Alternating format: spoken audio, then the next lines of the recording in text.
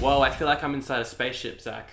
Whoa. Yeah. How did we get here? What's happening? Oh, it's so echoey. Yeah, it's so crazy. It's like we've gone into an expansive room of a spaceship with things. Whoa, what was that? That was like a meteor or something. Wow, crazy. It's crazy. Oh, look, another ship. It's docking Whoa. with our ship. Oh, someone's getting out of it. Who is that? That looks familiar. Hey, you boys up for some double docking? Oh my, it's Whoa. Jack McGorlick. It's. I regret saying that immediately. That did not feel good coming out of my mouth. Do you know? Do you know what? Alright. Hello. Talking about this week's podcast. Snip, snip, and post, Sandro. Snip, snip. Nah, it'll be fine. No. It'll be fine. Going full raw. Hello, and we are raw dogging this episode. Hello and welcome to Oldie but a Goodie. This is episode number 63. This is the podcast where every week we're like, hey, what came out this week all the way back in 1984? That's 36 years ago. And we talk about one of the films that came out that week. This week we're doing The Ice Pirates. My name is Sandro, that's Zach. I am here. And we got Jack. Hello, I'm Jack. Who was recently boarded. How are you doing? I've recently what? Oh, recently bought the ship. Yeah, because okay. we're in a spaceship Yeah. right now. Yes. Remember the continuity? Gotcha. Yeah, Mhm. absolutely. It's important. Yeah. The continuity of Oldie but a Goodie is a very important Yeah, and it's deep vital. canon. Equally important, my hand smells like Barocca right now. You've been Yeah. saying this for the last half hour. My hand smells like Barocca, and I have not had Barocca this morning. Okay. Why does my hand smell When like Barocca? did this first If anyone has any suggestions as to why that might be the case, Let us please know. write in. Please let me Look know. I am I'd say concerned. the coronavirus number one Ooh. symptom. Hands smelling like Oddly like Barocca. Yes. Wow. When did this first start? When did you first notice? I know it's like 45 minutes ago. 45 minutes ago. So Yeah. so this And could I've been last- excruciatingly aware of it ever since. Yes, he has. He is sniffing. You are sniffing your hand as we speak. I'm sniffing it right now, bro. Yeah. You tried to get your brother to sniff your hand. He was like, nah, bro. No thank I need you. someone to back up that it does in fact smell like Barocca and I'm not having a stroke or something. Yes. Well, that would make for an exciting podcast. Yeah, Yeah. sorry. But we digress. So there was one other option that I had this week, right, Yeah. Zach? So you had one option, and oh boy, am I glad you didn't choose this one because I got to witness the movie we did today. Oof. It was called Tank. Great. It was a military officer movie, a small town, but there's Oh, guys, corrupt police. We're and not there's- watching Tank? No, this we're week? not watching Tank. Which Oh, is no. Oh. a shame, Oh, no. but not that much of a shame. okay. Oh, no. Not again. Oh no, This is happening. Jack! No! What? Yeah. How? I watched Baby Stay Out. No! And that's it. The podcast is over. We're not doing anything. Jack, you're fired. Get back in your spaceship.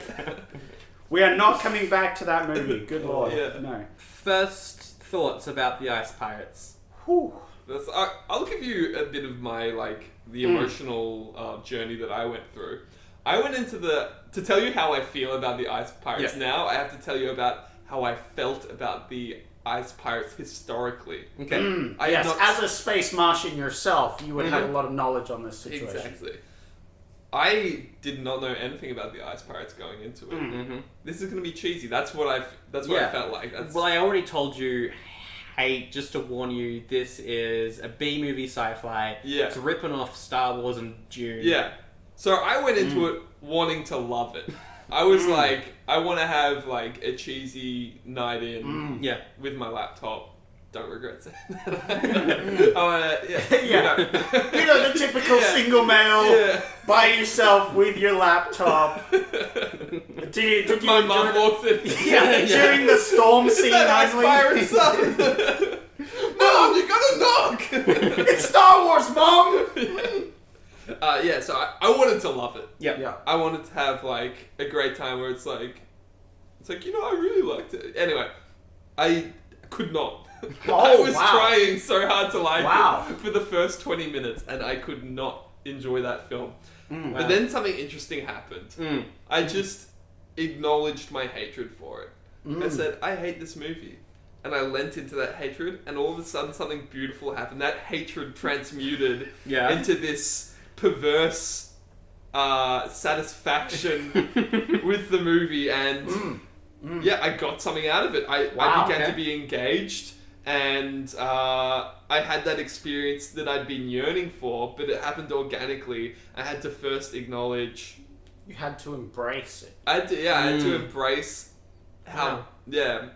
That's beautiful. Yeah, how bad it was. It is a strange, perhaps inaccessible film for anyone who likes movies. For anyone who has seen a movie before. As someone who canonically hates movies, yes, this was something else.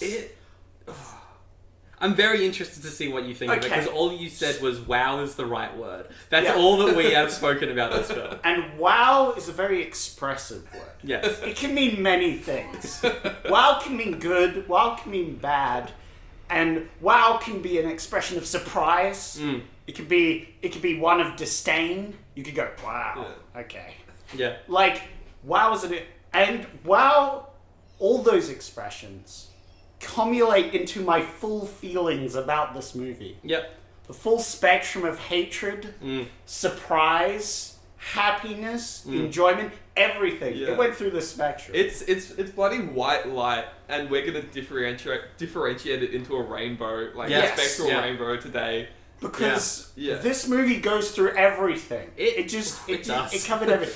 The 80s movies that we've gone beforehand, I was like, wow, these are 80s movies. Cool. Yeah. This movie, in particular, is just the 80s I was really looking for. This is what I've been searching for. It was like your platonic ideal of what the 80s Yeah, were. this is what I was do you looking know for. the word nostalgia means? I think it means the little pain. Yeah, it's like that, looking back and then like, you feel a little hurt because it's like, oh, how things were. But the 80s was never what you consider the 80s. Yes. Yeah. You're looking for the 80s that never was. Pretty much. And But this was. But this is exactly this what. is exactly what I was looking for. And it was beautiful. Yeah. It was beautiful. And it had twists and turns that I didn't expect. No. That hit me hard in love. Wow, they actually did that. I cannot believe that.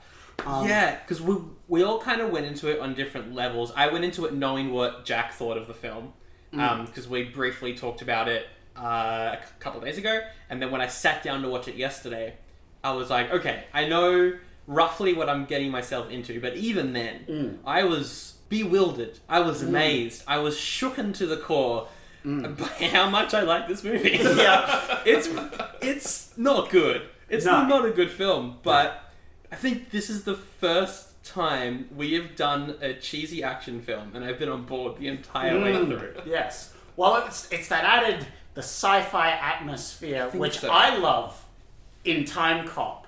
But Time wasn't quite enough for you No. to really grip They played you. it too straight in time. They played it too straight for you. They played it non-straight enough for me, but I also like that sort of straight aspect where they're like, this is what it is. This is just a thing, deal with it. Where you were like, no, I don't like it, so I don't want to deal with it. Where in this, they went full ham. They did. They didn't spare the hog, the cow, the sheep, the whole barn. It's in there. Yeah. There's literally donkeys. They're there. Yeah.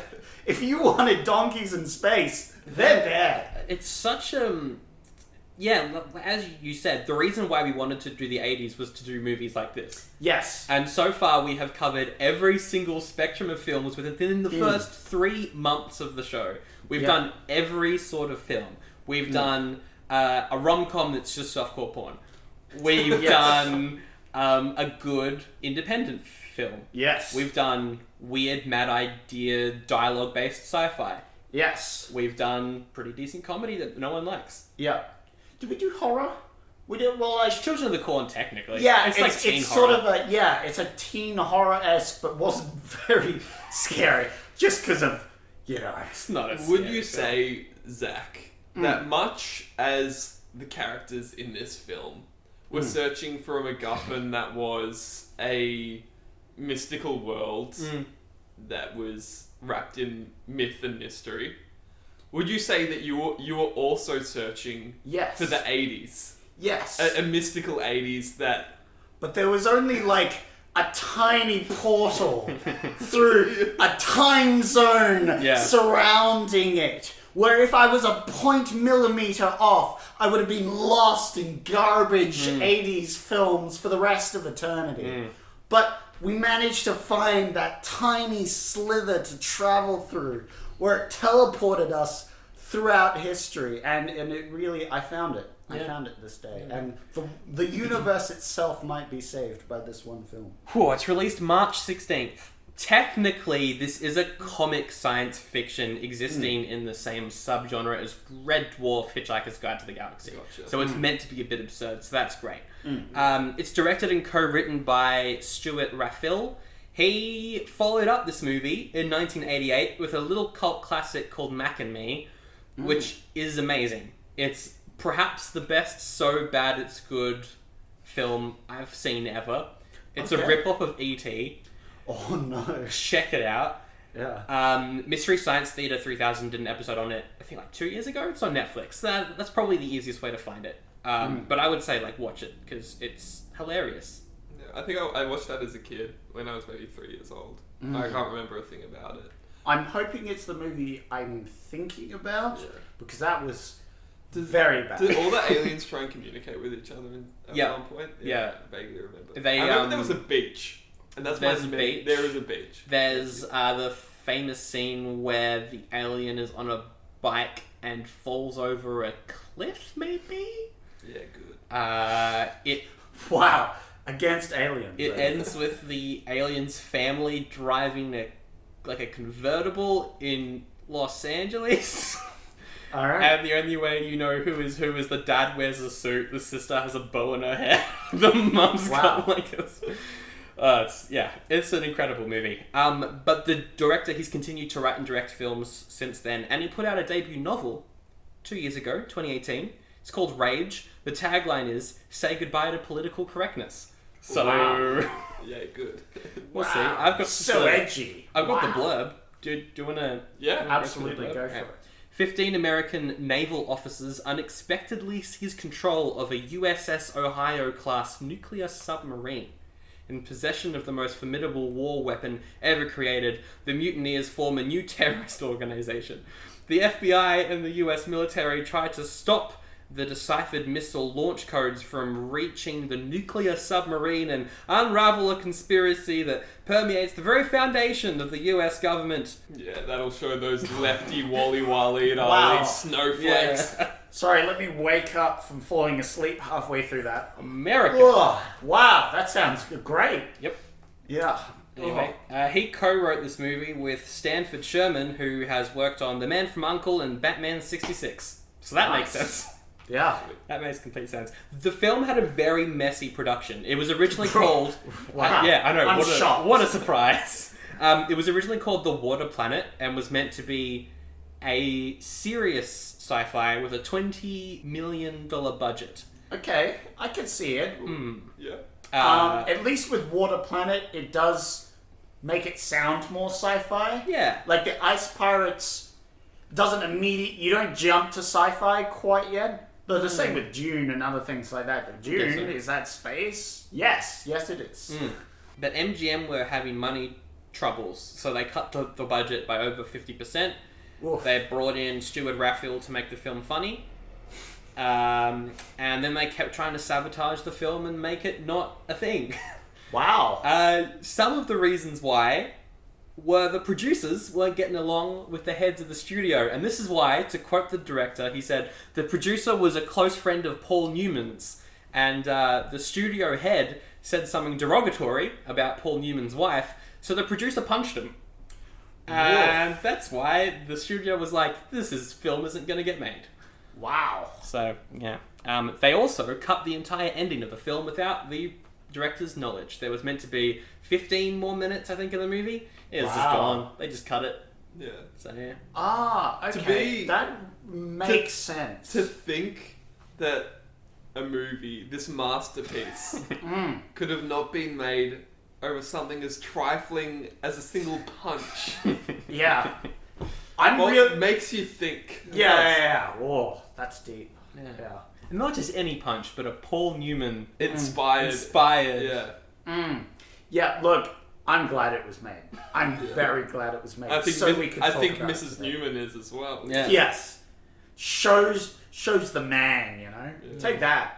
For the cast, we got Robert Urich as the lead, Jason. He's from a bunch of TV shows from the 70s and 80s, including SWAT and another show called Vegas, but the S is a dollar sign.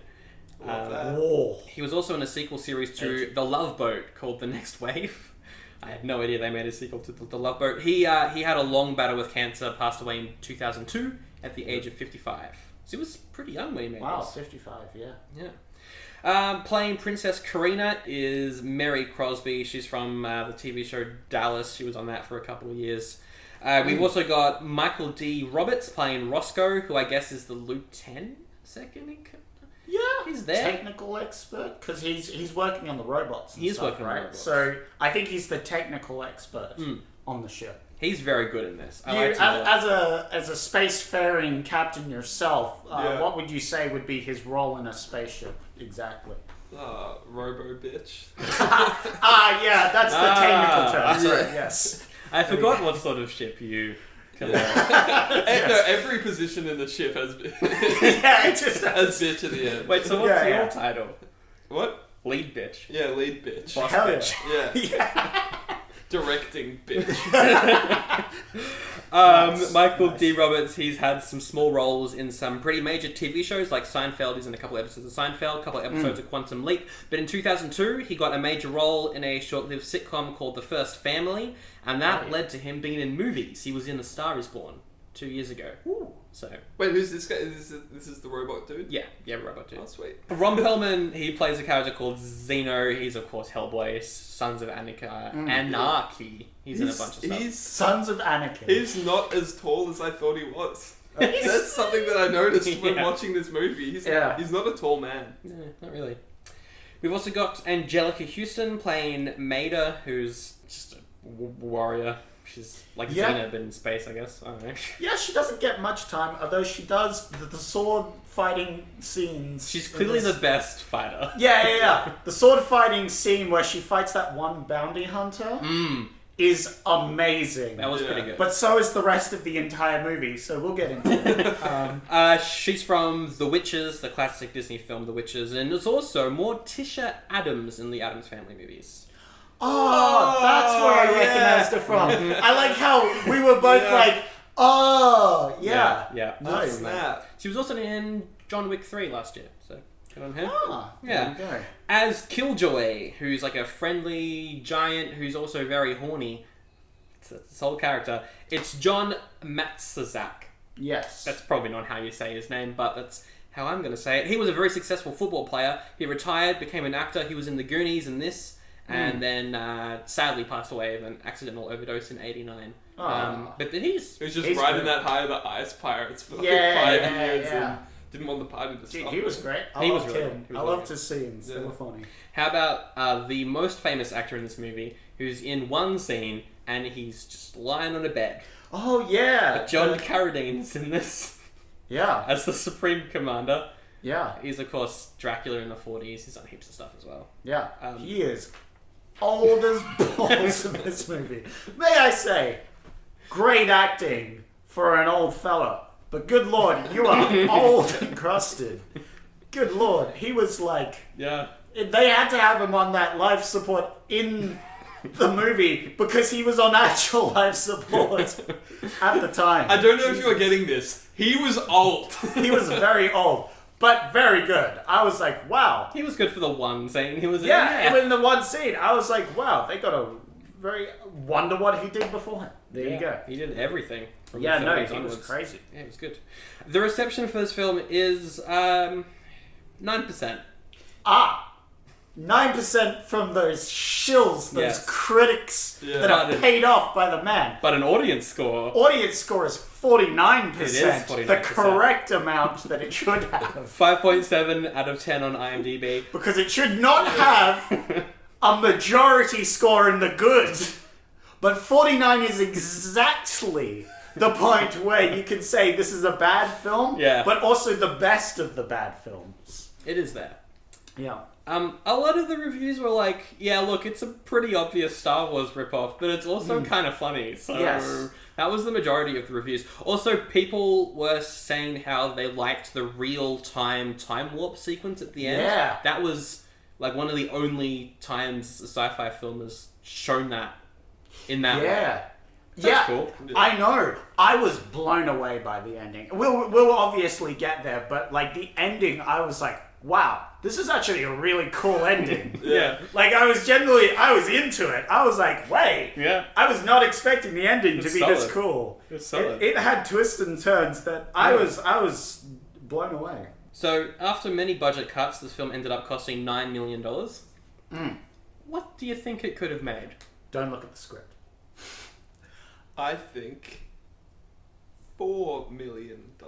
So it cost $9 million. Cost $9 total. million. They cut $11 million. Yeah, yikes! Far out. Do we get any hints about the reception at all? No, I'm just Okay. gonna let you. Although You're saying $4 million, which like is low. It's low, but at least it made some.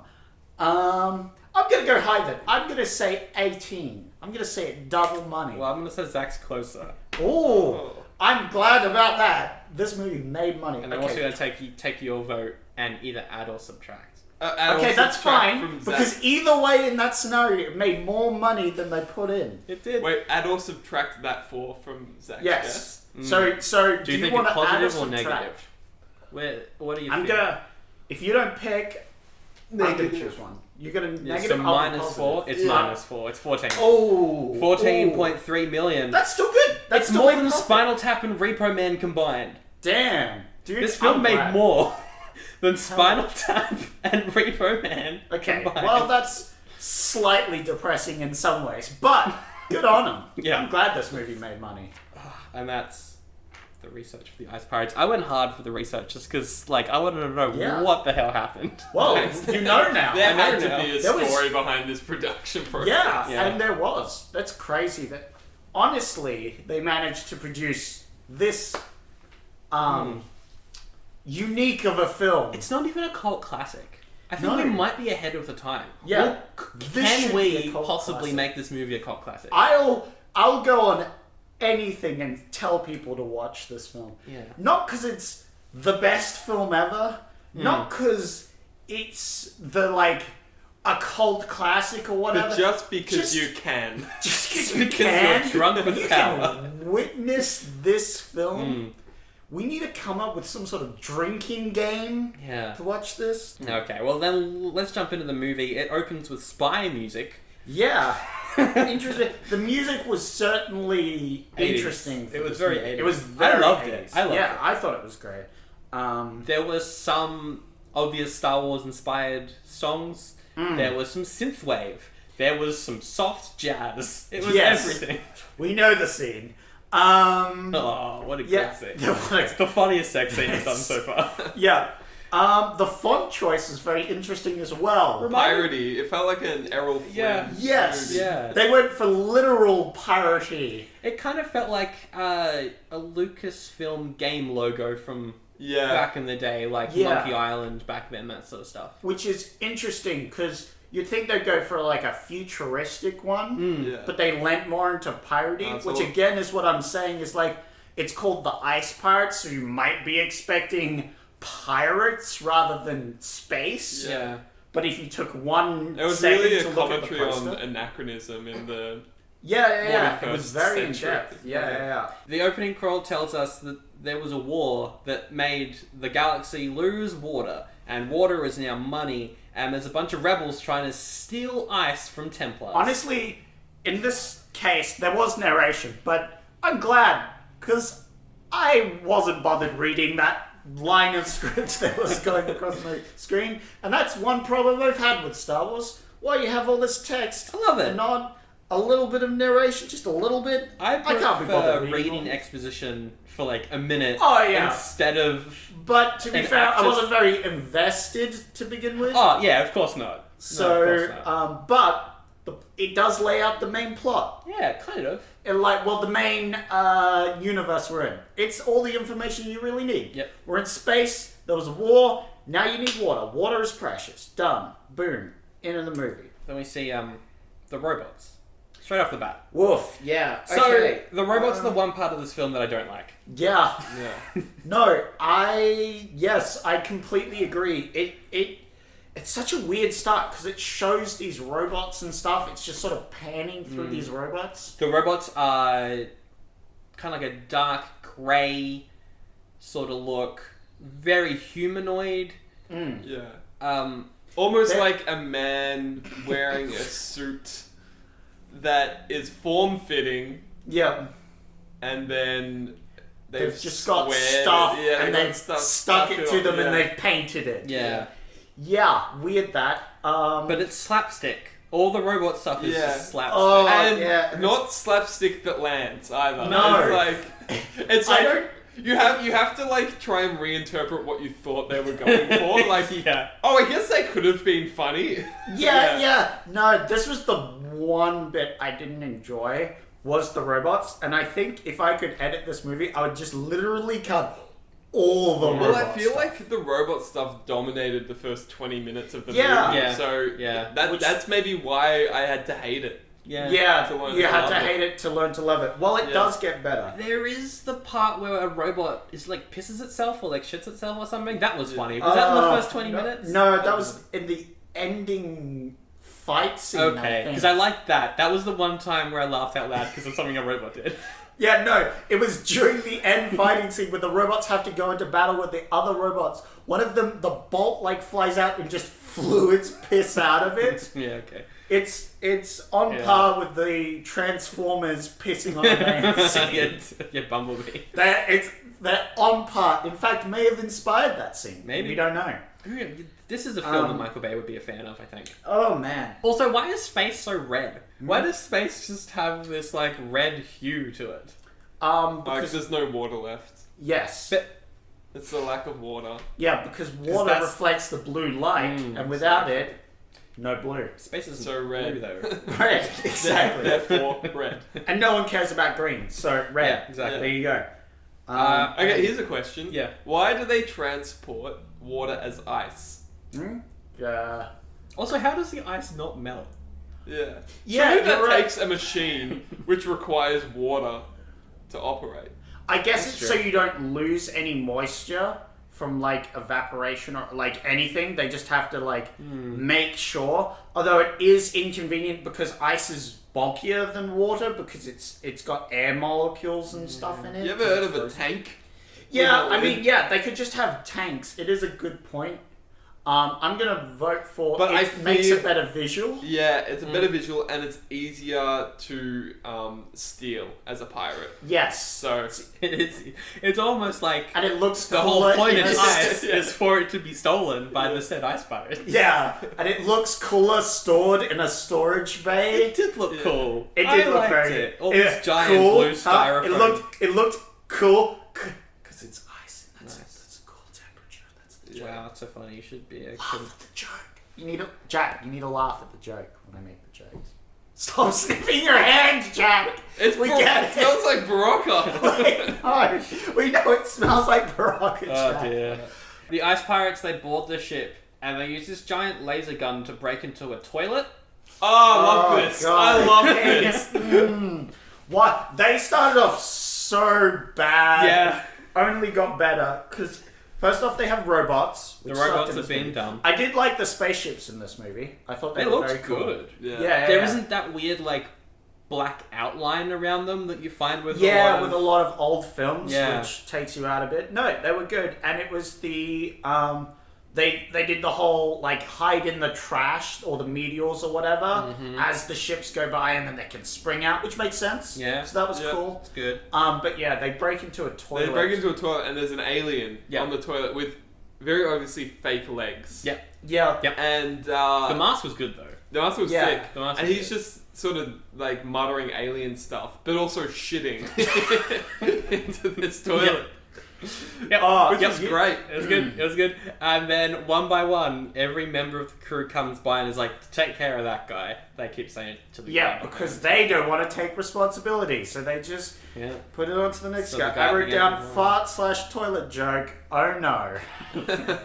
What have I signed myself up to? But it's also like that's something Yeah. that a lot of sci-fis never touch on. Is Exactly. space dumps. It's quite Yeah, progressive. You that want to is know? true. I mean, The I'm always Mandalorian, episode 1, first time we've seen a Star Wars toilet.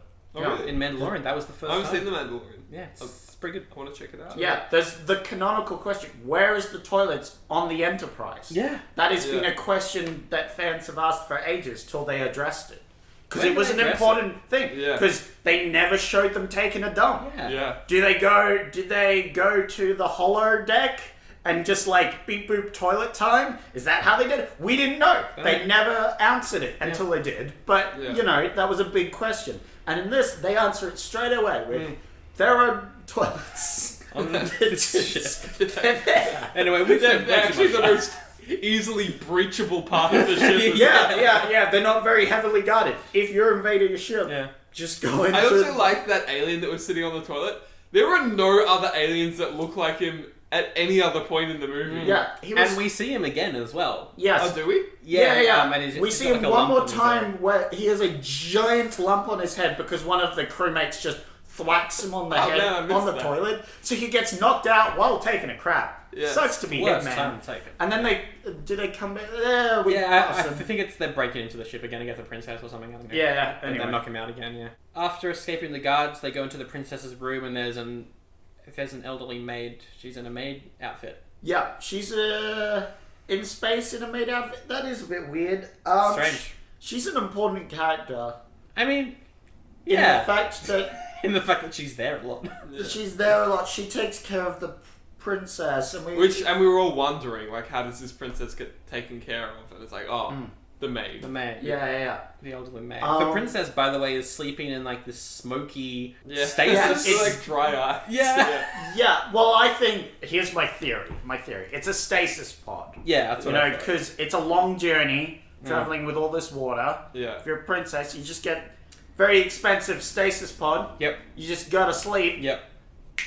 Couple of weeks traveling through space, more like a couple of seconds. And then dickhead pirate over here, first thing he does when he sees, oh look, here's a pretty princess, I'm going to open it up. First thing's what I do, open it up so I can look at her and then maybe creep a little bit. Maybe creep a little bit. Maybe make a rape joke. Yeah. Yeah, then immediately after that, he closes it. That's still gonna break the stasis cycle. Yeah. You've opened it up already. Well, she wakes up. Yeah. Yeah, she wakes up, Yeah. exactly. And it's So all his fault. her story Very is rude. she is the daughter of a man who discovered the seventh planet and died, and she's trying to find her dad because she thinks he's alive. That's her whole story. This is where a lot of the wows in my notes are in. Mostly when the captain pervs on the girl. Or is about to. And then says the line. And then, wow, what happened to we rape and pillage? Direct quote. Direct quote. Yeah. And then yeah. Then they go into the main chamber where all the ice is. Very cool scene. Turns I like into that. Indiana Jones for a second. Yes. And then a guy spots them. Yep. And then they have adequate time to like, oh, a guy has spotted us. Let us talk about this for a minute. And then they cut some wires. And meanwhile, Doesn't the captain say no, let him go, and yeah, everyone? what is happening? You just made it so much more difficult for you. Yeah, this whole scene, I thought I he was had mad. some grand plan about letting him let everyone know. It's like it's just No, bad. no, it's like, because he knows for a fact that this guy, instead of yelling, instead of having a communicator or anytime, having a button down there to press in case of an emergency situation, no, there was none of that. Instead, this guy has to go and grab a ladder and start very slowly climbing up a ladder to the command tower It was without funny. doing anything, because he's wearing heavy chainmail and a sword, so he has to climb up this ladder. This is their alarm system. And why does my hand smell like Baraka? No! Chad, shut up! God damn it. Okay. Because he's in this That was an interesting scene though. That had the robot fight, right? Yeah, there was a robot fight. In this Yeah, one. there was... Oh, This God. is also where Ron Perlman's hand gets cut off. Yes. which is Here's great. the scene. Which also, like, one thing I never realized before is, like, Ron Perlman has quite small hands, and I just, like, never noticed that. Yeah, and he's super casual about having his hand cut off. I think it happens multiple times. Also, does he grow back his hand? No, we don't see. I think they reattached the hand. I think But then there's another hand that gets taken off him, but that's it's like, a gag. Oh, That's a like the old fake hand gag where someone shakes your hand and you pull it off. Right. That was a fake hand. That's what that was. I missed that. Also, taking a note. We'll get back to this previous scene. But Please do. How was Ron Perlman so prepared for that gag? Was he just holding on to a fake hand? Because he didn't know he was going to be reunited with him. Exactly. Was he holding on to a fake hand in the hopes? I think he was just planning on pulling that gag today, and they just happened to line up with that. It was just a chance happenstance, which we love in movies happening. To explain stupid things. Going back to this scene that I had a lot of issues with, because his hand gets chopped off, and his reaction to that is, "Oh hey, can someone grab my hand?" That was his reaction. He's like, "Oi, my hand just got chopped off." I feel like it's screaming but in it pain. tells you something about the universe they're living in. Like, oh, that's not that big an issue. Like, that's true. Yeah, but there's like a lot of stuff in this film that people just like brush off. Yeah. Maybe, Like, there's just a lot. There's just a lot of stuff that these Maybe people are they totally have cool with. future painkillers, and he just really didn't feel it, and so the combination of not feeling the pain and knowing that it can be easily reattached later didn't really concern him. So, you know what? Yeah. Did you notice that they were trying to make it like an iconic line for Jason? Because every time he fights someone, he's like, and they tried to make it a thing in the first 20 minutes of the film, and then they just dropped it. No, I liked it. I liked it as well. They are trying to escape the ship. Jason kidnaps the princess. One of the R2-D2 droids, the way that they distract it is by just putting a cloth over its head. Then you can obviously see through, because you can see its eyes and stuff through the cloth. No, this was the scene because the captain, instead of going with the ice, making sure he secures the ice, is a big old horn dog and is like, I'm going to go back and secure this princess, grab this babe, and then go back. It's the 80s though. Yeah. Every single human above the age of 18, in terms of the actor, in every film we've done this year, is horny. Yeah, everyone's horny. That is also true. I think the main character, Jason, wasn't endearing at all for maybe for the first half of the movie. Yeah. I think I'd agree with that. Yeah. There was a little bit of endearingness with him fighting dudes and taunting them and stuff, but other than that, I feel like he wasn't... Well, he's a Han Solo type, and Han Solo is not the main character of Star Wars. Yeah, but he is the main character of this movie. Yeah. So they needed to be very... Yeah, I definitely agree that the first half of this film, he's not very endearing, which might kind of be the point. Maybe. Yeah, maybe. But it's hard to tell because this movie isn't good. But it's also great. But it's also fantastic. Yeah. I loved him by the end of it. Oh, yeah. The actor's really good. Like, the actor knows what he's doing. He's a fun dude.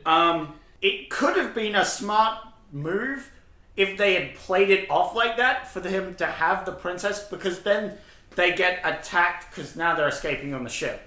They get attacked by this general who gets one scene here. Yeah. And I thought he was awesome, and then he never came back. His and outfit was really cool. Yeah, he had this cool outfit, he had this cool style, and he was arguing with this Templar. I was like, wow, what a cool character. Never see him again. I can't even remember him. Also, the spaceship battle in general was very underwhelming.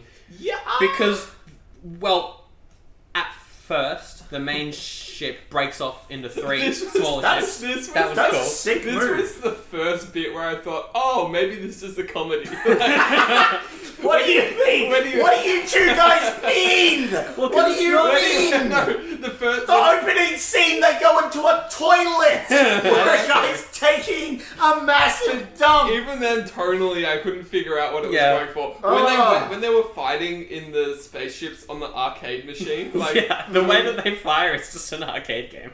Yeah. To be fair, they're like Space Invaders. To be fair, half of their budget cut. That's true. Knowing that now, and the fact that it was back then, might have been the only real good way they could display a ship fight. Although, I do like the fact that the ship split apart. I like that That as well. actually makes sense. Although, a funny goof, it makes sense. It's like, okay, we've been found out.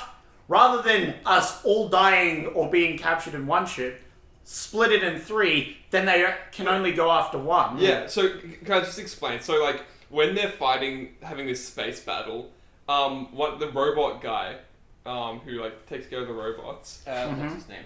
Bitch. Robo Bitch, yeah. Roscoe. Yeah, Roscoe. The Robo. Roscoe the Robo. Robo Bitch. Goes on to, like, an arcade machine that's like Space Invaders and starts playing this Space Invaders-like game to try and fight the other spaceships. And the captain's also watching on, being like, "Go, get him, get him." But it's also, like, it was actually really funny. Like, it's the level of investment appropriate to That like sort an of scene. arcade game, Yeah. not to a space battle. So when they get hit, they're like, "Ah, damn it!" And then and then the ship is spaceship, shot. and they're like, "Oh shit!" They're like, That was "Oh a good damn! joke. Oh wait, That this was is good. real." Yeah.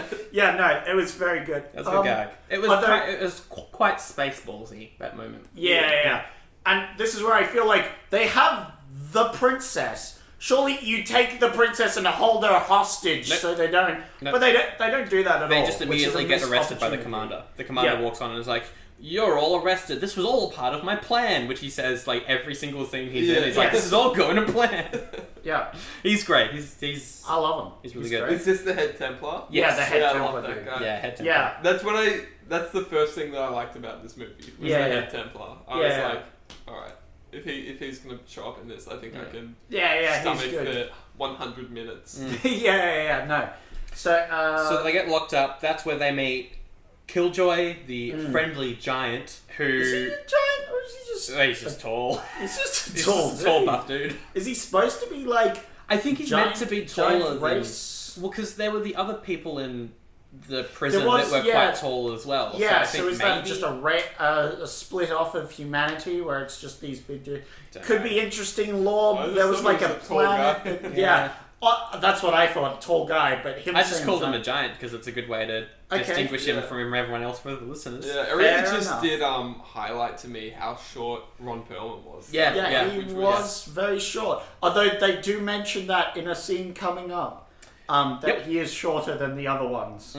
They get sent over to Mithra, which is the planet of the Templars. I think it's where they run everything. It's the only source of water in the galaxy.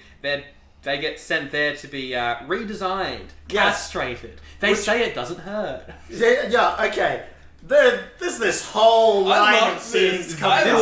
loved this. This was the point where I went, I'm on board for no matter what this film throws This at is me. where I started to get on board with the movie, I And think. this is where... I think maybe the first 20 minutes were just bad. No, the first 20 minutes were just bad. Yeah. Like, the main characters, the Captain and Roscoe, get put on this conveyor belt to get castrated. Yep. And even in this moment, just the pre-castration, the Captain's just being a horn dog. Yes. It's like, It's great. hitting on the castration officials. I've got the line, so he gets shaved, and then he's like, "Hey, you want to meet up later?" And she's like, "I don't think you'll be up for it, because we're gonna remove your dick."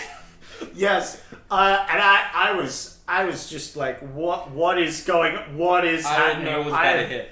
I didn't know what was happening. coming. And But then- what was coming was this giant chomping metal claw. Good lord, did I cross my legs at this rate? Yeah. It gave me Shark Boy and Lava Girl flashbacks, but I'm not sure why. Yeah, I was thinking like the Chomper from Mario. Oh, yeah, Like that as sort well. of thing. That It was was- absolutely chomping at their bits. Yeah, you know what this distinctly brings back in a memory that you guys probably won't have? The Thomas the Tank Engine movie. And the Magic Railway. Yes, the Magic Railway! Yes! Oh my god, I'm so glad you know. They don't get castrated because the princess saves them. Coming up after this, I couldn't at this moment. I had to pause and leave the room for a bit to 'Cause you grab were myself so- a drink. you I were was so like, overwhelmed. what is going on in this Yeah. film? So after they're supposedly castrated, but saved by the princess because she has some unique plan for them. Because They- everyone has a plan for everyone in this film. Absolutely. They get uniforms. Yeah, they get white leotards. And wigs. Yep. And they've got to put on a higher voice because they're castrated. This is the voice they speak because they have been castrated. Yes. That is a joke in this movie. Everyone knows that not only is pee stored in the balls, but deep bass. voices. Yes. Bass is also. Bass is stored in the balls. And then they are sold to the princess, where we get the line, "We should take the black one. It'll go very well with the wallpaper." Oh boy, yeah. Yep. The black ones are very popular at the moment, Sandro. Oh. Isn't that a cool joke to have in a movie? There's certain moments in this film where I think they're trying too hard to make racial satire, and it doesn't work. Yeah, no, that was an oof from me. Yeah. Anyway, this is the moment where there's like a taller guy and she says, "This one isn't as tall, but it won't matter in the sewer plants, haha." So she gets the two guys, the two main characters. Yeah, it takes them to a future rock and roll dance party where people literally get high. Yeah, haha, they get high Hey. because they have some electrical device. Yeah, they shock Touch their themselves. brain and then they start flying. But the princess is like, "I want you two pirates to take me to the pirate moon because I'm looking for my dad."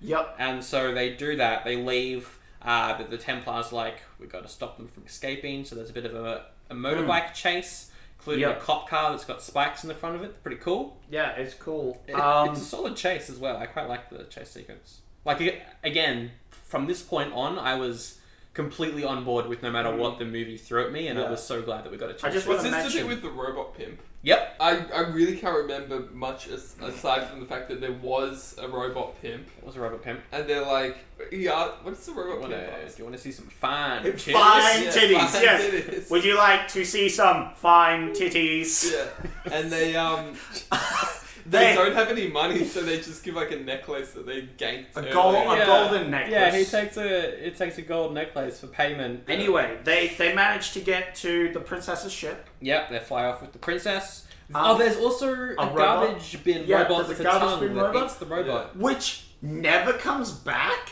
What? It was really weird. It's in the spaceship and we see it, but it isn't a thing. It isn't So I don't really- know why this is a scene. I liked it. I think it's to Shotgun sell on the toys. mantelpiece. To sell toys. I guess. There's a lot of yeah. like weird moments in this film where it feels like stuff exists to sell toys, but I Yeah. don't know who would buy the toys. Yeah, This isn't really a I'm kid-friendly film. Yeah, I know. If I was a kid in the 80s, I would be cracking my head off at castration and fine titties. Yeah, I I'd be mean, like, this is my jam. I mean, honestly, racial- as a child, I would have been very Yeah. amused. I don't know about you. Race satire, this is my thing. Yes. As a 12-year-old. The princess then pulls out a gun and is like, "Yo, there's water on the ship, but you ain't getting none of it because I'm in charge here. And if you don't do what I say, I'ma Glock ya."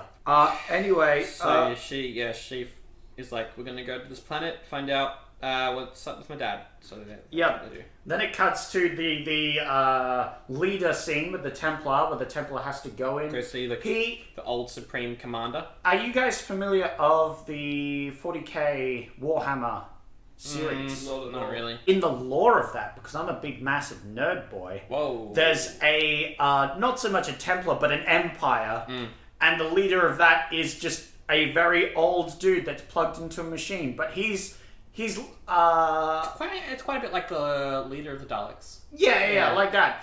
Except he's kept alive by sacrificing 1,000 people per day Hell yeah. for their souls, and that's how he's kept alive. Love that. So, I was wondering if they borrowed that from there, but Yeah, they because don't there really... is like a spiritual aspect that they're sort of hinting at. Yeah, and he's also like almost attached to this Yeah.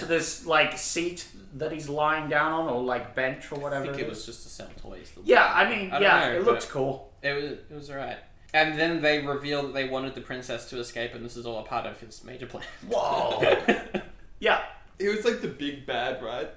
It's meant to be. Sort of. But Yeah. he never came back. No, but I feel like he was in charge of the main bad guy of this movie. I think Maybe if there was a trying- sequel or something. Yeah, they were trying to do like the Empire, the Emperor, and Empire Strikes Back. Like he's in one scene, and comes He's back like later. the Emperor, and the real bad guy is Darth Vader. we see Darth Vader way more than we do the Emperor. But the Emperor is technically the big bad. Yeah. But I just feel like good on him. Like, he seems to be running a tight ship from, like, what's essentially his deathbed. Yeah, good on him. Good on him. Yeah. I thought he was going to get murdered by the other Templar. I thought he was going to come back.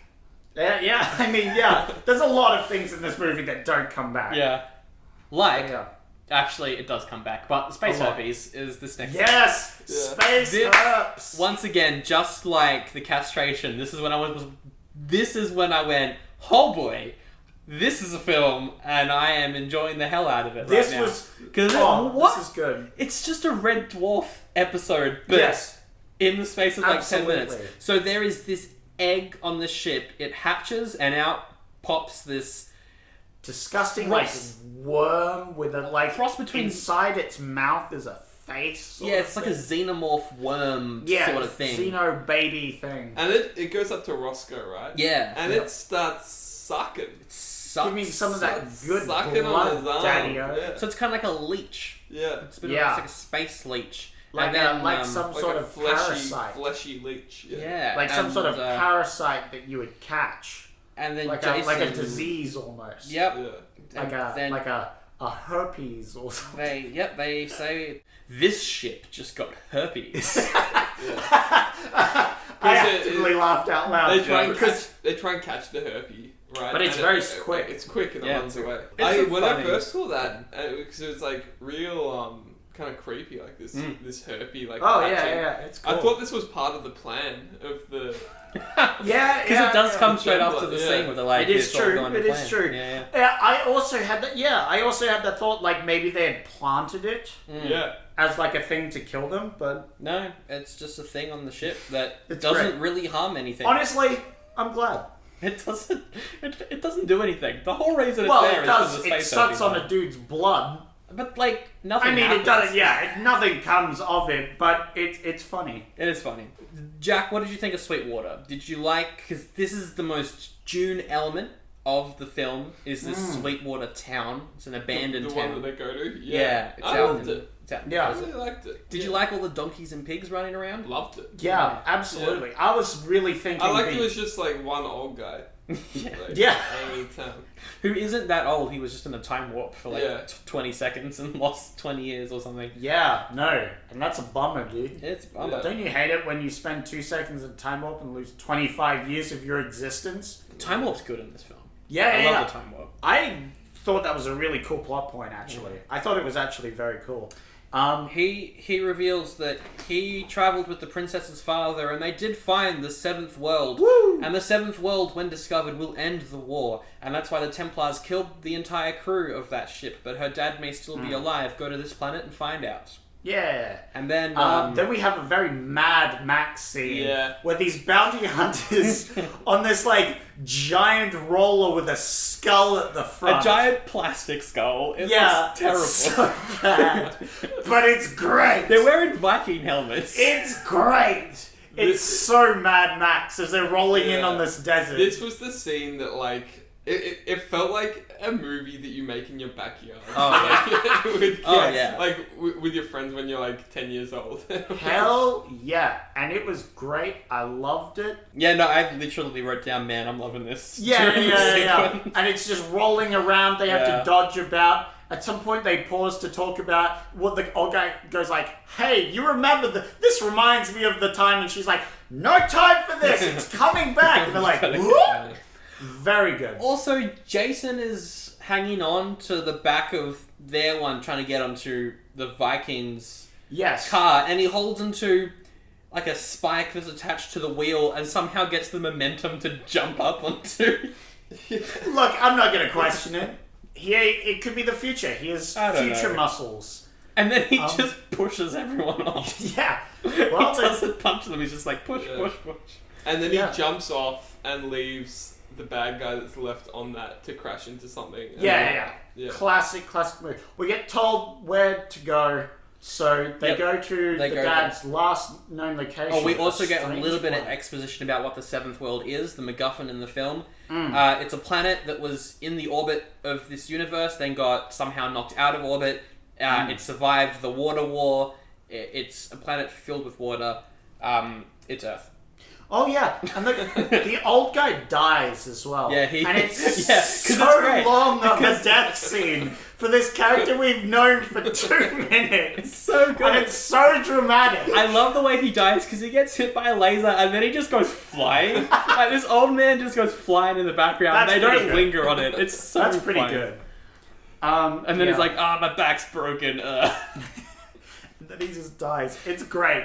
Because it's very dramatic and then it's very heartfelt for some reason. And you really begin to feel for the captain, the main character. Like, he has a personality after all, and he has friends who are now dying. Yeah. And it's very dramatic.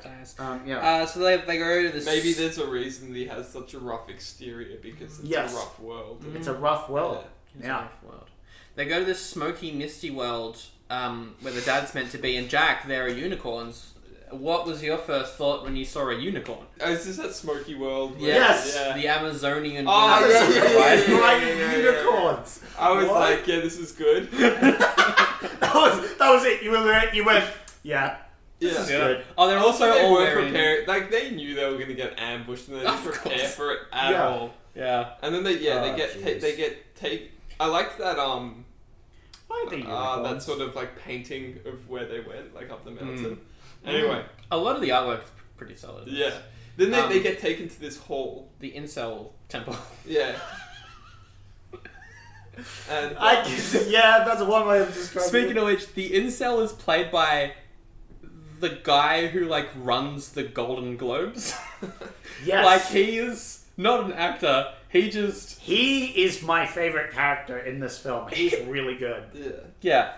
Okay, so there's this guy, he's got glasses, he's got a bit of, not like a lisp, but sort of. He's clearly not an actor. And he's also very camp. Yep. Just throwing it out there, guys, he is very camp. And he's surrounded by these I have some quotes from bikini-clad Amazonian women. Yes, he's apparently, he's ruling this planet as such because he owns lots of water and water is power. They have a bit of a fight about the dad, and then just before they get killed, one of the guys swoops in, slams on some Amazonian ladies, and then there's a bit of a fight before they knock his head off. They knock his head off, and it's great. Oh my god, he's dead. No. But he's not, because he's just ahead.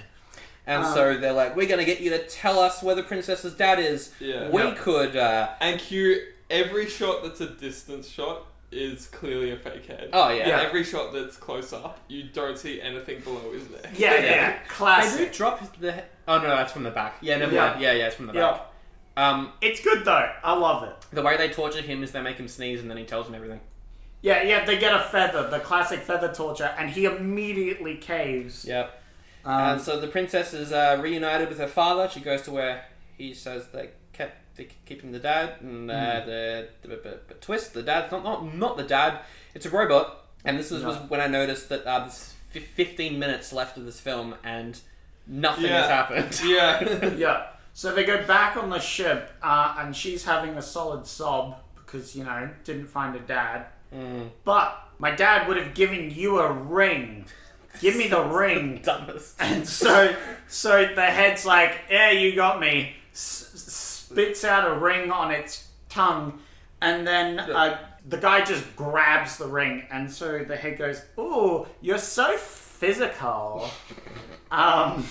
Great quote. Then followed up by, he said, the main dude goes, "Anything else in there?" And the head says, "No. Care to make a deposit?" Okay. Little camp there. Little bit of innuendos there, I'm feeling. There's so many innuendos in the last 15 minutes of this film. Then the ring is a hologram and tells them the location of the dad, so they drive, so they fly off there. Also, Ron Perlman is dressed as Popeye. I thought it was very funny. Anyway, they have dinner.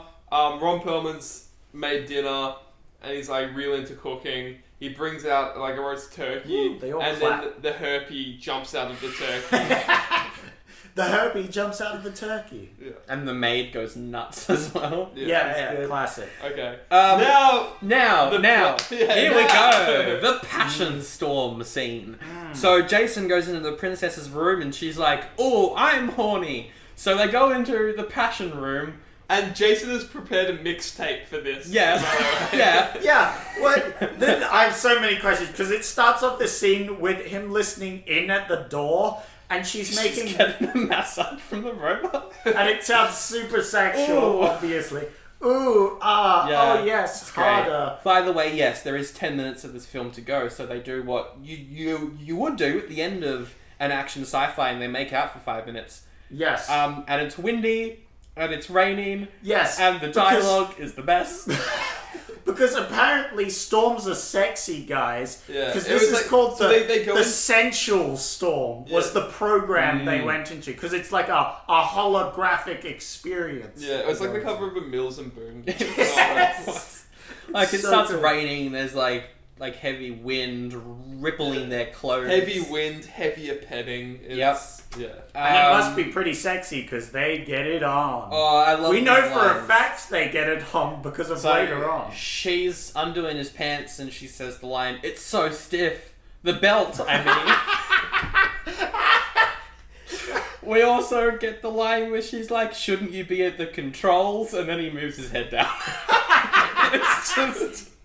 It's great. It's honestly the best. Like, we have done some softcore porn up until this point, and this scene, you don't see anything. But it's still Way somehow better. funnier. Yeah. Way I better. was rock hard for the entire. Anyway, an alarm goes off. There's a Templar battleship tailing them. They enter the time warp, and this is when shizzle gets real. Yeah, so to get to the 7th planet, you have to go through this outer layer of this time warp zone, which is super dangerous because if you don't find the proper path through it, you just get stuck in, like, Yes. in infinite time, And you the- age super fast. And the Templar guy is like, "Yes, you gotta go through the time warp." And then Princess is like, "Oh no, you planned this from the very beginning." Oh no! Which was great. Because, yeah, he's like, "Thank you for finding the way to the 7th planet, you fools. Yes. Ha ha ha. Evil monologue, evil monologue, evil monologue." And then And There she's are like- 3 minutes left in this movie. Yes. And I'm wasting 30 seconds of it. And she's like, "Oh no!" So there's a robot fight where every now and then it speeds up, meaning they age like crazy. Yeah, I loved this was a plot point. I was like, "Oh, It's good. this is a cool ending." Because not only do they have to fight off the other ship, because it's trying to board and other things, but they're also rapidly aging because they have to make maneuvers to dodge the ship. But the more they maneuver, the more they age because of the time dilation. Yeah. So they have to balance that out, which was very cool. I really liked how the princess is pregnant. I cannot believe this was a plot point. I cannot believe they... I thought this was going to be gun on the mantelpiece, whatever. But as soon as they start time warping, she feels ill because they just had sex and she got pregnant.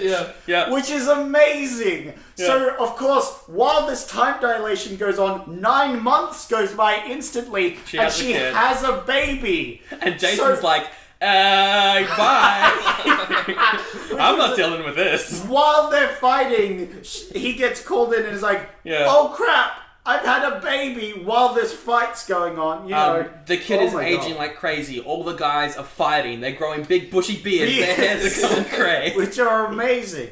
The fighting effect is they just like speed up parts of the fight. Did you like it's that? good. I loved this Dude, ending. this was I great. think it was Roscoe just like... Oh, it's a Ron Perlman's character. They Yeah. just die. They They, just, like, he just literally, old age, like, in while the middle they're of battle. fighting, dies of old age. Which is great. Which is brilliant. I've never seen this done before. Yeah. And it was great. They It was finally... solid. What happens? They kill... So, they fight off some of the robots, but more of them come in at the last second, and you see the old Templar guy, and he's like... He looks like Saruman at this point. Yeah, he's super old, and he's like, "I finally got you." But then, swinging in to save the day, it's his son, who is now an adult at the same age as he... Yeah. Well, no, almost the same Slightly age. younger, yeah. Still Well, a bit younger. He looks slightly younger because it's the same actor but without a beard. Yeah. He's a young dude. I love how comes in to swing in and kills the robots, and he's like, "Hi, mother and father, it is me, your son." It's almost like an Orlando Bloom in the first Pirates moment. Yeah. It's so good. It's great. Then the Templar commander guy's like, "Oh no, I lost," dies of old age. Yeah. It's great. It's great. And then finally, at the very end there, they exit the time warp. So anyway, and then it kills cuts to them back before they'd entered the time warp, like in that time reality, and they're like, "What happened?" Huh? And they're like patting themselves down, and then they're like, "Oh man, we got through the time warp, so now it's back to normal. What happened to the Templars?" They got stuck because they didn't go exactly the right coordinates. Got him. And then they're like, "Is that it? The 7th planet in the distance?" And it's Earth, baby. Whoa. Now, the film was meant to end with them flying over a beach on Malibu, and then I think them landing and being like, "This is Earth, there's people here." But it just ends. Yeah. They cut off. Honestly, that's fine. It was a fine ending. I would have liked a bit more, but it did feel rather sudden. Yeah. The end, which makes sense. The credits came up like, whoa. Yeah. Because in the space of 15 minutes, we have exposition about what the 7th world is, a sex scene, a high-concept sci-fi battle, and then the end of the film in 15 minutes. Oh yeah, there was that bit where the robot pissed itself. Yeah. And then that's the Ice Pirates. That's the movie. We did it. Yeah. We did it, boys. I'm gonna rate this a goodie because on the same way that we rated Double Dragon a goodie, this is so weird. This is so strange. It's something you got to see to believe. It's bad but endearing. Yeah, after the first 20 minutes. It did leave me with a couple questions. So, why was the space herpy there? What's going on with the Emperor? And why does my hand smell like Barack? Okay, let me answer those in the chronological order. One, the space herpy was there to jump out of the turkey. That was kind of the key scene. That was specifically it. Yeah. Next question. What was the next question? The old guy, right? Yeah. What was the Space Emperor? I think it was like just for the sequels, if they made sequels. That was for the sequels that they never made, unfortunately, which we can discuss. And they managed to book a very prolific character actor, so which was cool. And then finally, no one knows. No one has any clue why your hand is smelling so strange. I don't understand. But yeah, I'm going to give this a goodie. I think it's not necessarily a good film, but it's an enjoyable film. Out of every film we've seen so far this year, I would rewatch this one first. I would rewatch it today. I would bring this to a party with friends and just sit down and watch this with people. This is a movie that, and unlike Children of the Corn, it's not slow. Yeah. You can watch it on normal speed. Yeah. It's good. So, yeah. I feel like it's a goodie for me. It's a goodie, but I feel like the first 20 minutes of the movie doesn't do it justice. Oh, yeah, for sure. It's got a really bad start. Yeah. I'm going to also give it a goodie. Wow, 3 goodies. Yeah. Look, I thought I was entertained. Yeah. But going specifically also on my criteria of all would goodies, you recommend this to people? Would I recommend this to a friend or a person or anybody? Or our listeners in the podcast. Or our listeners in the podcast. And I definitely would. I definitely say go check this out. Yeah. I would definitely have alcohol on hand. I actually got drunk watching this movie. Yes. I think that water had alcohol supplemented into it to stretch it out. Yeah. Because, it's just so strange that... It's definitely mind-altering. Yeah. 3 goodies for Ice Pirates. There we go. Yeah, there you How go. about that? Definitely not the best movie, but definitely one of the most entertaining. So for a sequel, I want... Okay, so they go into Earth, right? Yeah. Space Herpy is living. Yeah. Can we just get a Space Herpy horror film on Earth?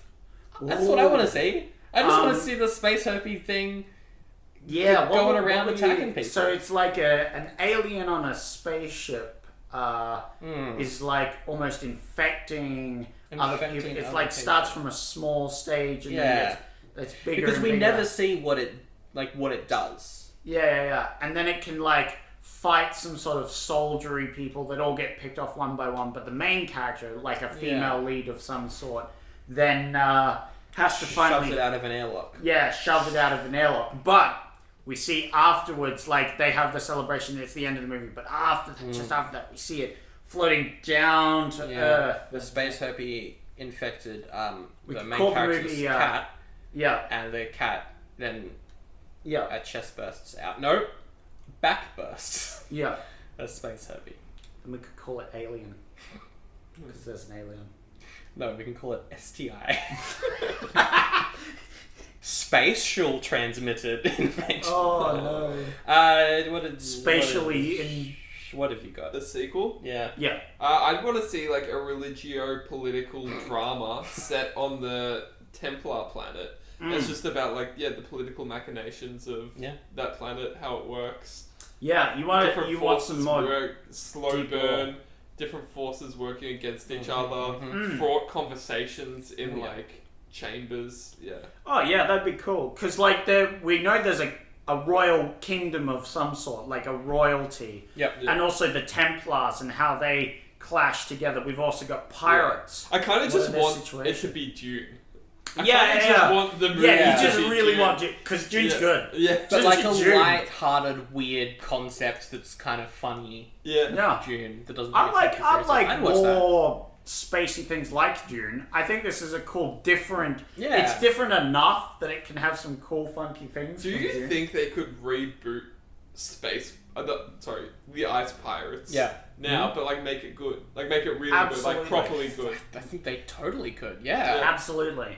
I would definitely watch it. Absolutely. I don't know if it would work as a film, but like a TV show, perhaps. Yeah. Well, this was it gave me good like TV sort of vibes. Yeah. From some of the shenanigans that went on, like the Herpy or whatever. Yeah, there's the adventure. The Herpy's like an episode where that's the problem. Yeah. There's a Herpy. There's some other. There's like stuff, them on the pirate planet. They've got to hunt down a bounty hunter. Meanwhile, the giant guys hanging out with pimps. Yeah, it's an episode. He wants some fun tatas.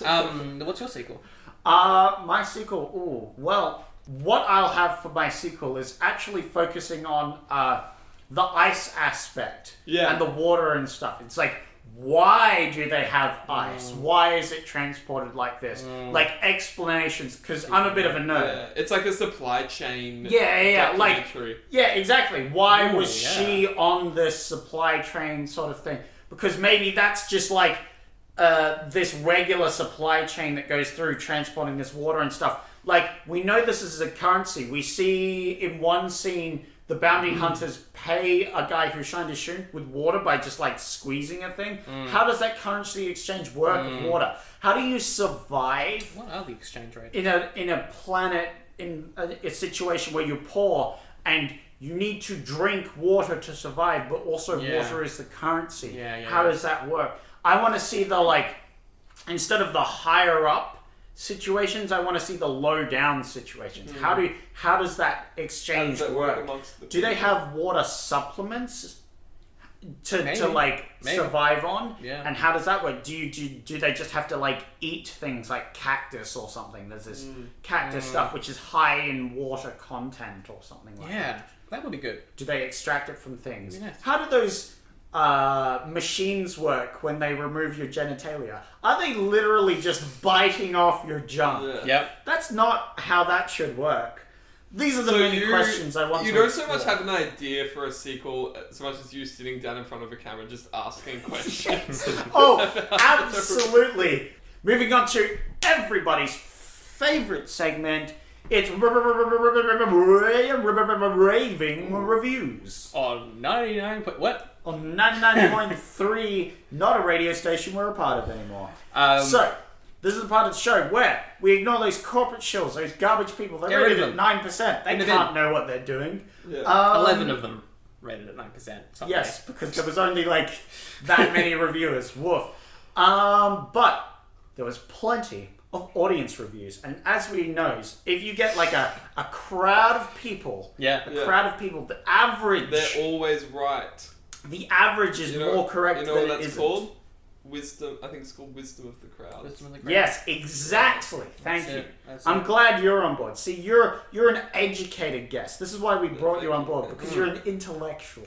So we are going to go head to head and guess what these people rated the reviews. So Sandra's going to keep score because you're each going to guess what exactly they scored. I'm going to tell you what they said in their review, and then you can tell me what they rated it. It should be pretty obvious, I feel, right? I'm bad at this. Except for Sandra, he's an idiot. But Jack, you as an intellectual should get most of these. People have been asking me, do I play up the fact that I'm bad at this game? No. You will never know. No, The he's answer is just no. really bad. I'm just very bad at this. So... And they rate him between 0.5 and 5. Yeah, so there's 0.5, so you got to remember the 0.5. 0.5. Yeah. Let's do it. Okay, so, Jason, he says, this was the best, worst movie I've seen in years. Awful. And awfully funny. 3 stars. 3 stars. 3 stars from Jack. I would like to mention, there's lots of exclamation marks. Oh, that means it's a 4 from me. You're giving it a 4. Okay. It's a 5 out of 5. Clearly a 5 out of 5. The best worst movie he's ever seen. Alright. Awful and awfully funny. Chuck, and I think you'll vibe with this one, Jack. Okay. Yes, I've seen it. ... My bad. Great reviews. Great reviews. Yeah, by the way, a lot of these reviews are real good for this because they're super vague. 2 stars. 2 stars. I'm going to go 1 on this one. You're going to go 1. It is in fact 1 out of Ooh, 5. Sandro finally beating a guest for the first time ever in a podcast has started on a winning. Way to make me feel like shit, Zach. Yeah, you're welcome. No, don't worry. It's because you're getting distracted by the Barocca, that's why. Yeah, that's why you're your mind's still I've full of got questions. absolutely none of the energy or the vim and vigor that a Barocca offers. All the downside, that terrible smell. Yeah. Maxwell says, I was surprisingly entertained by this thing. 4 stars. 4 stars. Whoa. 4 stars. Okay. Good. I'm going to go what you did for the first one. Say 3. You're going to say 3. I think it's a 3. Oh, very close with that one, Sandra. It was 2.5. Right down the middle. 2.5. So you were close. You were close. Okay. All right, Jack. Come on, buddy. I'm needing you to pick up on this one. Sandro can't win one of these. He'll feel too good about himself. I will. Okay. We can't have Sandra have self-confidence. Exactly. Okay. You should get this one. Danny, you can vibe with him. I believe in this. Gets a 4.5 for Bruce Vilanch's Alone. Funny movie. Okay, so... There's a running joke where for some reason, there's always a review that references the score itself in it. And it usually isn't that. That's usually not what they rate it, but sometimes it is. So it's hard. So he says, gets a 4.5 for Bruce Vilanch Alone. 4.5. Alright, Jack's going with 4.5. 5 out of 5. 5 out of 5. Ooh, a bold statement, Sandra. Unfortunately, it's a 4.5. Hey! Nice, Jack. Good work, good work. See, I told you. I knew you would vibe with good old Danny. The game is rigged. Alright. Charlie says, that was just weird. 2 stars. 2 stars. 2 stars. 2.5, right down the middle. Oh, you were close, Andrew, but it was actually 2 out of 5. Ooh. Oh, bam, another one. Here's the winning streak, and this is why Sandra always loses. Steven says, ooh, the 80s. Even lame-ass poop got fantastic poster art. The poster of this film is actually really It's really good. It's It's really good. The poster's really good. Well, you're ready first. So. No, you go first, Andrew. Oh, thanks, mate. I'm gonna go 2. You're going to go 2? No, I'm gonna go 1. Ooh, you're going to go 1. Are you sure about changing your options? Yeah, I'm going I was 1. going to go 1 as well. You're also going 1? We can both go 1. Yeah, that's totally valid. Because it is 1 out of 5. Well done, you two. There we go. Alright, Jack keeps his lead. Adam. Yep. Definitely seen it. Can't remember it. Cool. Thanks, Adam. Thanks, Adam. Adam's definitely seen it. Can't remember it. Why is he giving it stars? There's multiple people that I found who have said, I remember watching this film ages ago and then rated it. This was the best, most vague one. 2 stars. I was going to go 2 as well. I'm just going to go 2. I'm going both going to go 2. Let's just do 2. It was 2.5. Down the middle. All right. I remembered it more kindly. And finally, I think this one summons up the movie quite well. Yep. It's my favorite to do that. Doug, he says, watch out for the space herpes! That's true. I feel like this is a true fan. Yeah. I'm going to go 4 stars. I'm going 5. It's 4 out of 5! Oh! Jack's smashing it out. Boom. Jack on 4 points, me on 2. You're Jack just wins. like the movie. You started off poor, but then got brilliantly Then you went into into it. Well done. Well, Thank you you, won, thank and you can now do the outro. Well, thanks for listening to the Wacko Zacko and Sandro show with guest star Jack McGorlick in the studio today. We got a wonderful episode coming up for you next week, you lucky listeners. Well, we're going to review And we'll figure that out in a bit. Well, we're going to figure out what we're going to review, but trust me and believe me when I say it's going to be good. You stay out there, all you space pirates. You stay safe out there. Watch out for them space herpes. Wear protection, use a dog bag, and basically have a good time. Alright, catch you next time, fellas. It's been wonderful being here with you, and yeah, it just does. It gets me.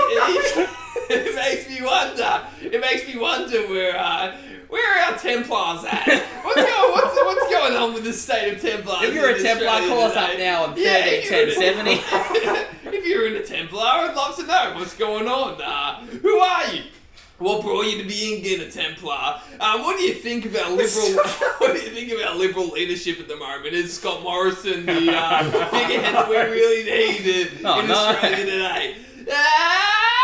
Okay, well, I'll catch you next time, and you stay safe out there, ladies and gentlemen, and you have a great time. I've been Jack, and this has been once again the Wacko, Zacko, and Sandro podcast. Wow. And, I'm running out of breath now.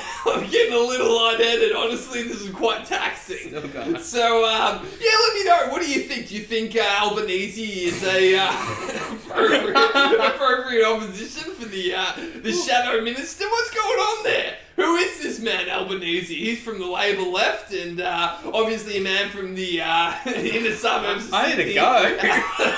Oh, God.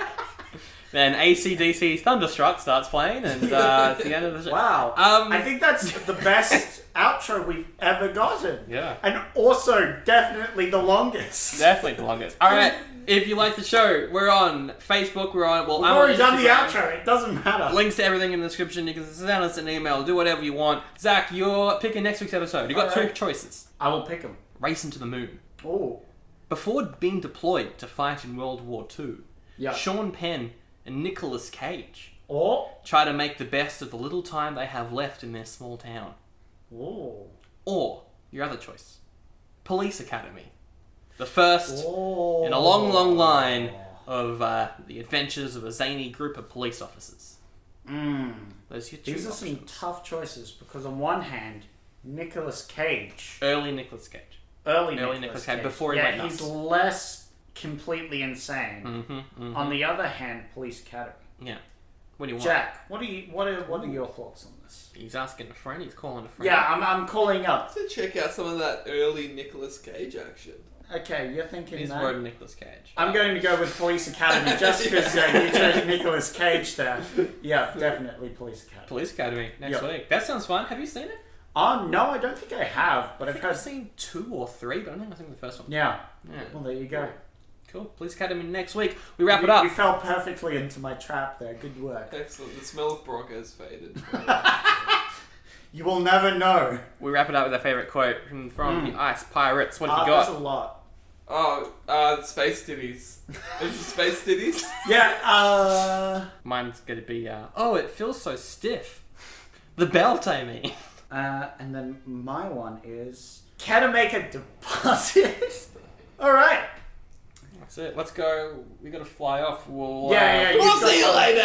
Zach, it was been excellent having you here in my lounge room, and we have a wonderful time out there. Definitely have to not invite Martians onto the Yeah, episode. that's what I was trying to bring it back to, the fact that we're on a spaceship. We need to fly off. We need to go through a time warp.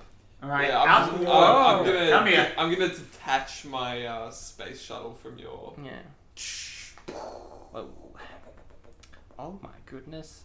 The ship has got space surface. Because you dry docked. Oh no! Why? I brought it back!